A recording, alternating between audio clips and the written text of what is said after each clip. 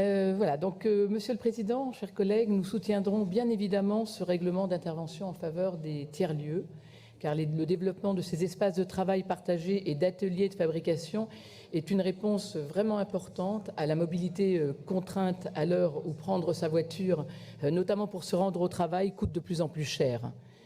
On ne peut donc qu'approuver ce type d'initiative permettant aux néo-aquitains de travailler au plus près de chez eux. Je me permets d'évoquer deux points de vigilance que vous avez d'ailleurs évoqués, je pense en tout cas le premier. Le premier, c'est d'ailleurs le principal, c'est qu'il va falloir bien sûr sérieusement accélérer le déploiement de ces tiers-lieux pour avoir un maillage territorial complet. Vous venez de le souligner et vous avez le mérite d'être lucide sur ce point. Que ce soit en Corrèze, dans l'est de la Creuse, de la Dordogne, une grande partie du Lot-et-Garonne ou encore le Nord-Charente, des pans entiers de la région en sont jusqu'ici privés.